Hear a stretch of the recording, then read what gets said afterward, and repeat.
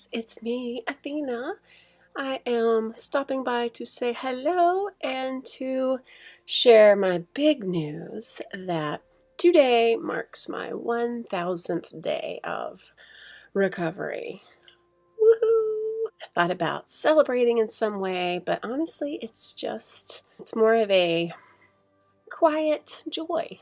I don't feel like I need to go out and spend money. Everything feels peaceful and relaxed and just chill. And I think that's how I'm going to enjoy my day. I'm just going to chill hard. If you've watched some of my older videos on this channel, you'll know that this journey has not been super easy, but it's not been as horrible as I would have guessed before starting. I think I was ready finally. It's a three-pronged approach to sobriety, and I didn't realize that my first try many years ago. I was a dry drunk. I went 6 months without drinking, but nothing else about my life changed. And if all you do is cut out drinking but try to live the rest of your life the same, you are overwhelmingly likely to fail. In fact, I don't have the statistics on the top of my head right now, but I think only about 5% of alcoholics actually succeed over the long haul, which I'm not there. I'm only 2.5 years, a little bit more than 2.5 years.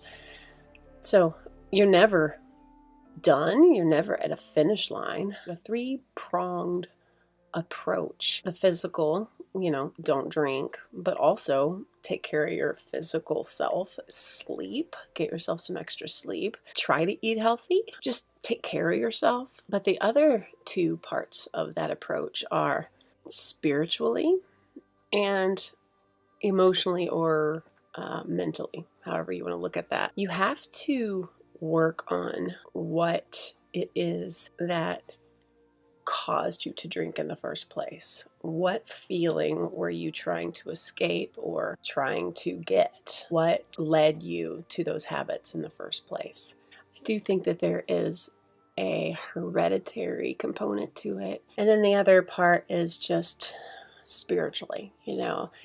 I have not gone to AA at all during this recovery period.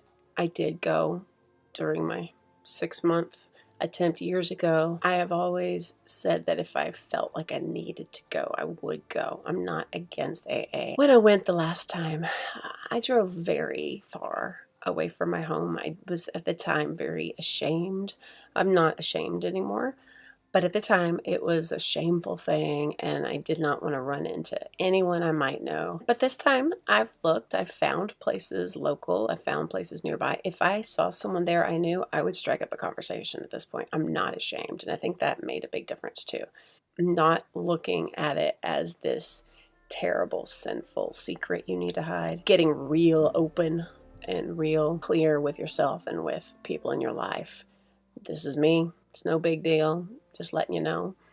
And then moving on. I listened to many, many podcasts. The number one, the one that I feel like I owe the most credit to for my sobriety, is Recovery Elevator with Paul Churchill. I've referenced him many, many times in previous videos. Even though he does talk about alcohol addiction, all addiction, I think, is quite similar at its base. The way it manifests is different, and some are more severe than others. I think at the heart of it, addiction is very similar among addicts. Even if you're not an alcoholic, if you're fighting any kind of addiction, give his podcast a listen. I started with his very first episode and listened to every episode for a long, long time. I stopped listening a while back. Not for any particular reason. I just kind of felt like I don't really need this anymore right now. I have recently re-downloaded it and have a few episodes I'm wanting to listen to though. He posted them every Monday, and it was a way for him to stay accountable, which led to his sobriety. When he started the podcast, I think he only had about 6 months of recovery time. So it was his way to keep going and be accountable. And I stole his idea and made this channel. And if you watched back when I started, I would also put out a video every Monday or Tuesday to let you know how it was going and any recommendations I might have. Another podcast really is just an episode, but the podcast is wonderful. But Ologies with Allie Ward. Her most recent episode was with a addiction expert, and it was so interesting. Definitely give it a listen. Where I am on my journey now, I've had a couple times in the last few months where it has crossed my mind, just the idea of what if I did get some wine? What if I just said, fuck it? What if I did? And those are scary thoughts. For me, that's like the first step towards relapse. When that happens, I try not to dwell on the thought for too long. I distract myself. I notice that it passes pretty quickly. And I think the only reason that it's even popped up a few times is it's been a little tough around my house. I won't go into details. Things are hopefully on the other end now and getting better, but my house has been kind of a crappy place for a while. Sharing a home with your ex is a horrible idea, but when you have both signed the mortgage and have your name on it, you're kind of stuck. It hasn't been a problem low these many years until recently, and since October, it's been pretty crappy, and there have been times where I've felt a little bit destructive and kind of wanted to just get trashed. I enjoyed very much when I got trashed.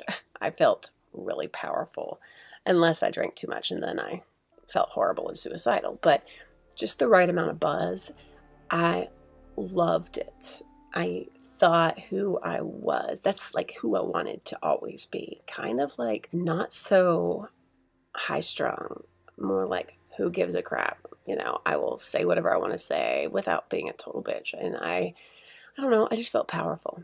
I liked how I felt. I didn't care about every little thing, and I felt like a badass. And of course, that's stupid. My thoughts towards buying alcohol or drinking alcohol, they've been extremely rare and short-lived, so I haven't worried too much about it. But I am keeping an eye on that, and if it looks like it's progressing in any way, then I will take steps to start checking myself a lot closer.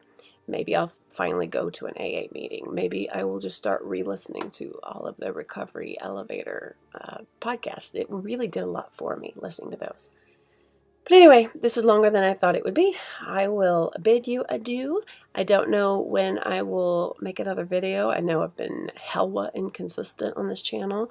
Pretty much only pop by on milestones. But if that's the case, then August 1st, I'll see you again. Unless there's a good reason, I hope, before. If I ever screw up, I will let you know. I'm going to be real clear about that, come clean with you, because this is also my accountability platform.